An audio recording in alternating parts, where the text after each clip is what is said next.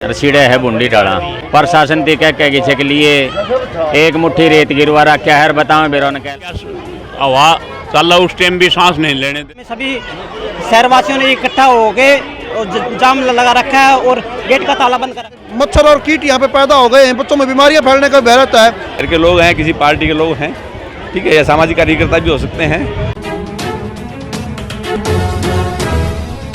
दादरी के राजकीय मॉडल संस्कृति सीनियर सेकेंडरी स्कूल के बाहर आज आम आदमी पार्टी के कार्यकर्ताओं और अभिभावकों ने सुबह करीब 7:30 बजे स्कूल को ताला जड़ दिया और धरने पर बैठ गए।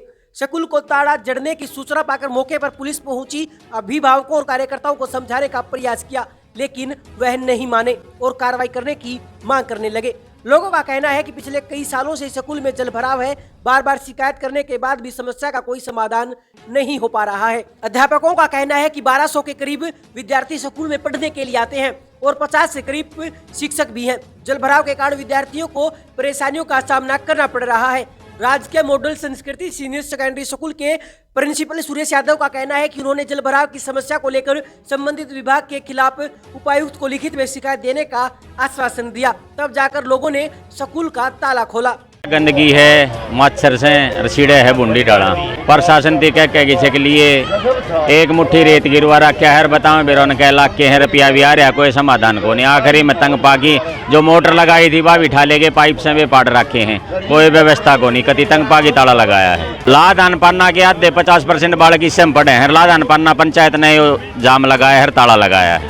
स्कूल में इतने मच्छर हैं कि दिन में भी नहीं बैठ सके, शाम की या हवा चल उस टाइम भी सांस नहीं लेने देते और सफाई नाम की कोई जगह नहीं, पानी भरा। सरकारी स्कूल में जो बच्चे पढ़ते हैं करीबन 1 साल हो चुके हैं, बारिश आई खाली यहाँ आश्वासन दिए जाते हैं, सरकार के जो भी मंत्री आते हैं यहाँ दौरा करके चले जाते हैं और कोई 2 महीने का नाम लेता है, कोई 1 महीने में लगे, हमने ग्रांट पास कर दिया, अभी भर्त हो जाएगा, टैल लग जाएंगी, पानी निकल जाएगा, खाली आश्वासन दिए जाते हैं, लेकिन धरातल पे पानी जैसा भरा था वैसा भरा है। और आज हमें सभी शहरवासियों ने इकट्ठा हो गए और जाम लगा रखा है और गेट का ताला बंद कर रखा है और जब तक नहीं हो जाएगा हम यहीं बैठे रहेंगे। मैं संजय शास्त्री, मैं संगठन का पदाधिकारी भी हूँ, हरियाणा विद्यालय अध्यापक संघ का जिला प्रधान भी हूँ और इस विद्यालय में बतौर संस्कृत अध्यापक कार्यरत हूँ।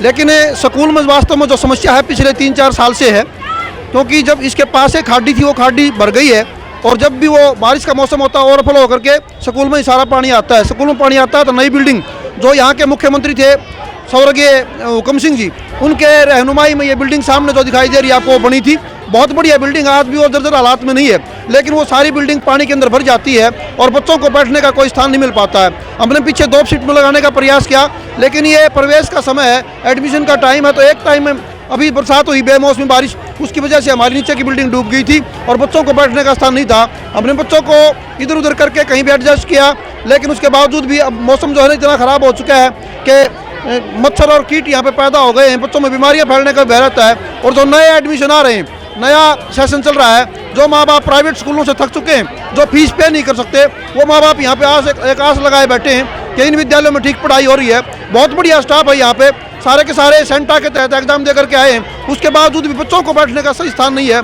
तो हमारी सरकार से दरख्वास्त है कि नई बिल्डिंग बनाई जाए ऊंची उठा करके, ताकि समस्या का स्थायी समाधान हो सके। ये पहली से लेकर के +2 तक मॉडल संस्कृति स्कूल है, जिले का स्कूल है और इसमें हिंदी और इंग्लिश मीडियम में CBSE से एफिलेटेड है। तो 1200 बच्चे इस विद्यालय में पढ़ाई कर रहे हैं, 50 से ज़्यादा का स्टाफ यहाँ पे कार्यरत है और सारे के सारे अध्यापक बहुत अच्छे, मेहनती और लगनशील हैं।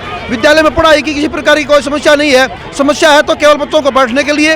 लैब हैं वो हमारी जर्जर हो चुकी हैं, बिल्डिंग एक भी सही बैठने के लिए नहीं है। तो प्रशासन को और सरकार को सोचना चाहिए, क्योंकि मुख्यमंत्री महोदय भी कई बार यहाँ पे आ चुके हैं और उप मुख्यमंत्री महोदय खुद यहाँ पे दौरा करके जा चुके हैं। तो एक संगठन के नाते और एक अध्यापक होने के नाते हम ये अपील करते हैं कि प्रशासन इस ओर ध्यान दे और बच्चों के इस भविष्य के इनका कोई न कोई रास्ता निकालने का प्रयास करे। मिट्टी डलवाने के बाद समस्या और बढ़ गई है, क्योंकि मैदान में मिट्टी डलवाई गई तो बिल्डिंग में पानी, जो पानी बाहर मैदान में खड़ा होता था वो बिल्डिंग में पानी चला गया है, तो वो समस्या जो की त्यों बनी हुई है, बल्कि उससे ज़्यादा समस्या आ गई है।